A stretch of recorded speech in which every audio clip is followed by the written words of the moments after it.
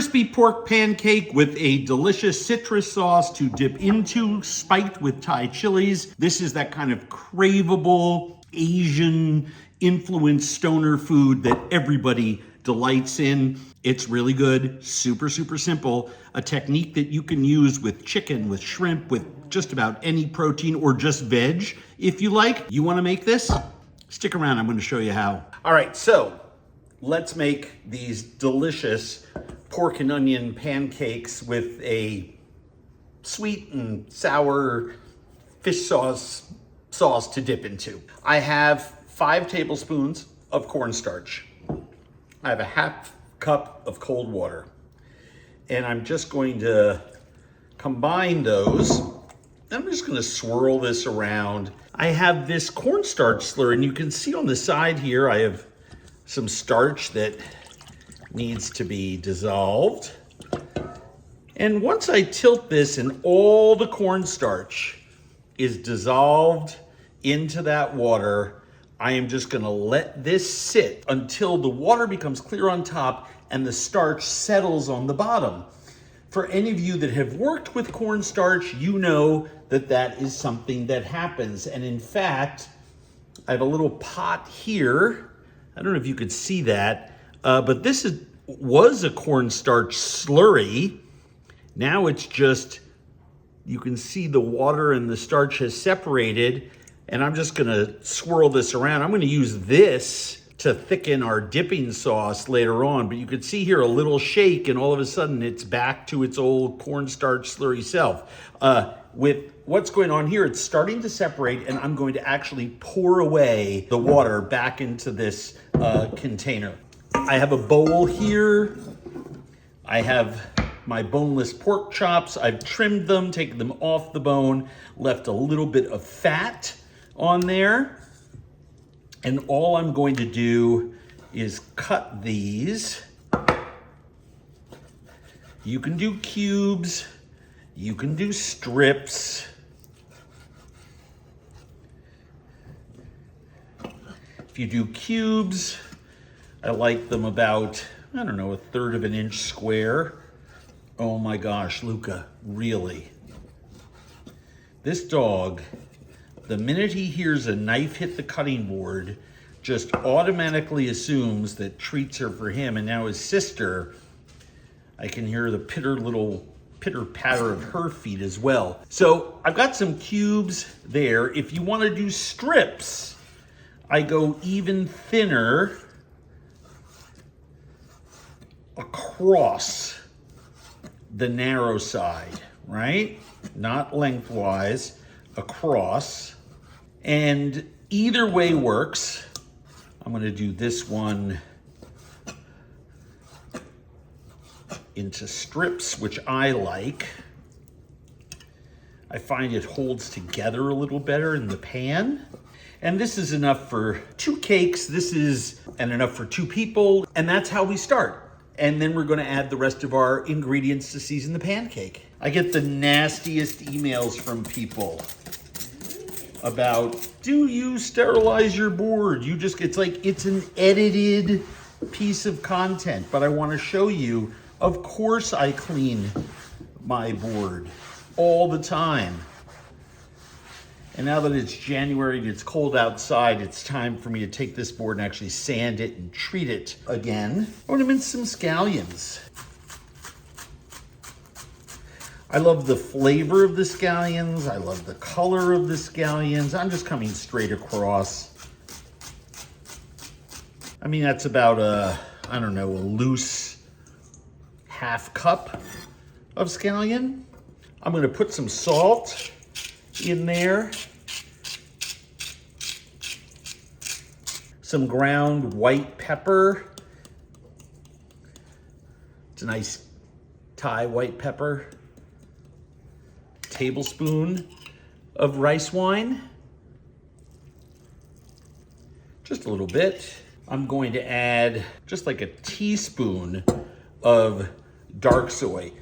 Dark soy is a wonderful ingredient because very little of it has a lot of soy flavor without adding tablespoons and tablespoons of liquid to a dish. And then all I'm gonna do is stir this up and let you can see there's not even any running liquid. It's just gonna marinate there with the salt and the pepper and the scallion, and we'll get on to our next batch of ingredients for our pancake. All right, I have half an onion here, and I'm using a mandolin because I literally want every slice to be thin and identical. Perfect example of when to use a mandolin. We have some center cores in there that will break up when I'm adding the cornstarch. We'll just put that on top for now. What do I mean by adding the cornstarch? Why don't you add it now, Andrew? Well, I don't want to stir this, but if you look over here, you can actually see the water is settling, and what's being left behind is the actual hydrated cornstarch, which is different than just dumping 5 tablespoons into the meat. What I want to do is I want the cornstarch, which is, powdery, so it hydrates almost right away. Then it settles to the bottom and gets stiff, and then I'm going to slowly pour the water back, and not all of the water will return to the vessel I'm going to shed it into. What's going to be left behind is like a crumbly cornstarch paste that's hydrated with an ounce of water or so, and that is what I'm going to mix in here. It'll blend with those other liquids, and I will make 2 pancakes out of this and have this wonderful dipping sauce that we will dunk our pancake pieces into. And the dipping sauce is really easy to make. I'm going to bring it up to a simmer on the stove, probably in this little bowl itself, which you can do with a very low flame underneath. This is coconut sugar, used in a lot of Thai, Vietnamese, and Laotian cooking, Cambodian cooking. It's just delicious. It doesn't taste of coconut. I just love the flavor of it. I'm going to add a few tablespoons of orange juice. I'm just going to squeeze this cut orange. I have 2 tablespoons in there. I'm going to add the juice of a lime. I'm going to add a Thai chili. These are very, very, very spicy, and I'm going to make sure that I mince it and then come the other way so it's nice and broken up. And it will make this sauce very spicy. If you don't want it super spicy, use half a Thai chili and then come back for more. I have some accrued lime leaves here. I already have 1 lime flavor in here, right? I've got the lime juice in the sauce. So let's put the accrued lime leaf into the pancake, right? I am going to add, and here I want the volume of the liquid, traditional soy sauce, about a tablespoon. I'm going to add about a tablespoon of fish sauce, really nice umami flavor. I'm going to add a little bit of rice wine, about a tablespoon or so, plus a teaspoon, 4 teaspoons. I'm just gonna put this over a really, really low burner just to heat it up. I want that sugar to start to melt, which by the way, it's probably getting even soft in this liquid. And then I'm going to hit it with my cornstarch slurry. You can always add a little bit of water if you're looking to make more dipping sauce, but it's dipping sauce. It's not gravy. It's gonna be very strong tasting, but if you want, you can double up on this if you happen to really like it a lot. I think you will. And we'll taste it for seasoning, but I'm just gonna stick this on a low burner on the stove to heat up. I'm just gonna add some minced garlic to this dish. I added some little threads of ginger. Just nice to bite down on little pieces. I'm not using a microplane because I don't want this to disappear on me in there and just be a pervasive background flavor. I want you to bite down on little bits of garlic and ginger in there. Just a culinary choice. So now we are ready. Take a look to see if our cornstarch slurry has separated, and it has. Let me see if I can bring you down onto that. You can see that there's about a 1/4 inch gap between the surface and where the cornstarch is. I'm just going to slowly pour off that water. So very carefully, because I don't want to combine this, again, I just want to slowly, I mean, I am going as slow as I know how.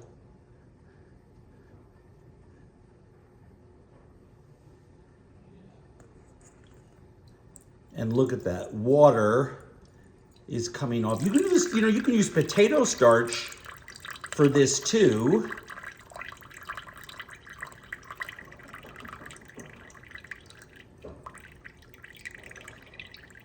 And there is that cakey stuff.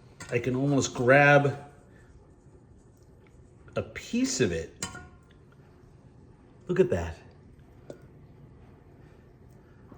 And drop it into whatever liquid was left behind there. It's sort of really concentrated stuff. I want all of that in my pancake, but I don't want big clumps of it. So I'm actually gonna use my fingers, try to manipulate this. It's like clay.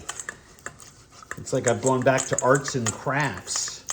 And it is very gluey, but using my fingers, I'm able to make sure that all of that glue, and by the way, use cold water when you wash your fingers, all of that glue is gonna be what holds our pancake together. And then we mix that together with all of our other ingredients. And even though it feels wet to the touch, and I'm sure it looks very wet to you, when we put down half of this mixture into a pan and spread it out, it will hold together. And we'll be able to make a fantastic crispy pork pancake that's brittle, that you can pull pieces off of and dunk into that sauce. So let's get all this stuff cleaned up and we'll get on with that process. That sauce is simmering. I've got some traditional cornstarch slurry here. That is 4-to-1 water to cornstarch. And as I pour a few tablespoons of this in and give it a little whisk, it will start to thicken up. We'll make a lovely, lovely dipping sauce.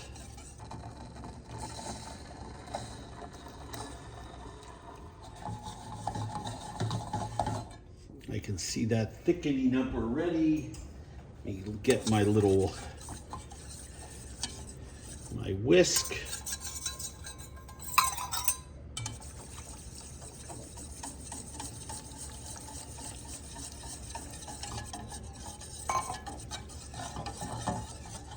And you can see as this comes back to a boil, gets nice and thick with all of those sugars in there, almost like jam. Kill the heat, keep whisking, give it a taste. Oh, yum. Now, I like it thick like this. You do you. You just add as much cornstarch as you like. You just have to remember, cornstarch slurry is cornstarch and water, so sometimes it's a fool's errand. You just keep adding diluted cornstarch in there. So start out with a concentrated slurry. Look at that, it's like caramel. Love that. All right, preheated pan, a few tablespoons of oil, maybe 2 tops. And when this becomes nice and hot, which doesn't take very long, I'm going to give my pancake mixture another stir, because cornstarch settles. And I kind of divide it into 2 piles so I know which 2 I'm going to make. And I add this in, and then I push it out.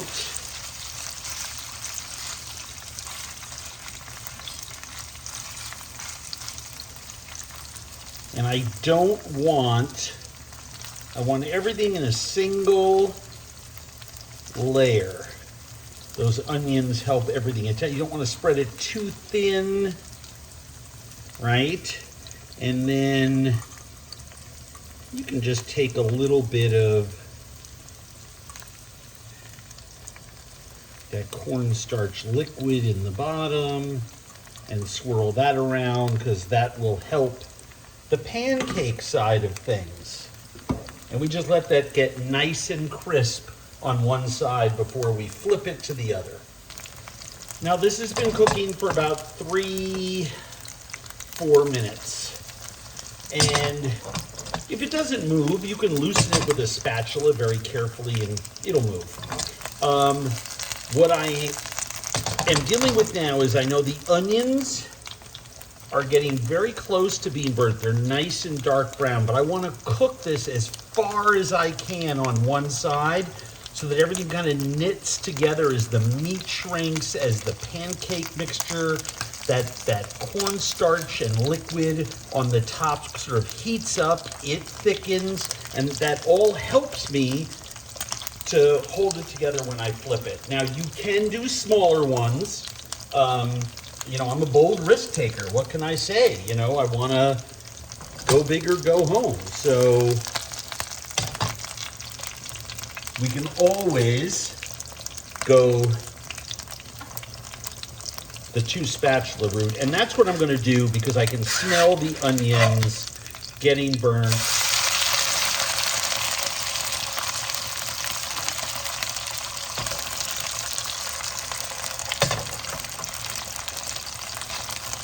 That is crispy pork pancake perfection.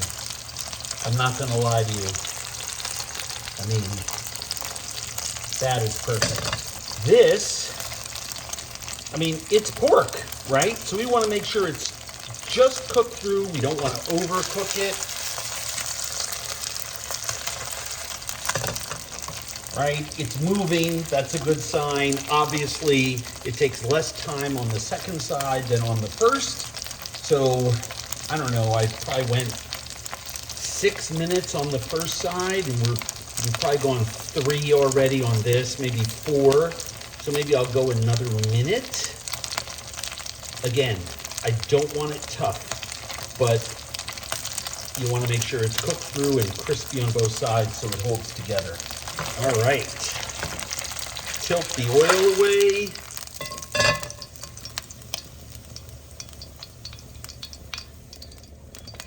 Well, that is what that crispy pork pancake looks like.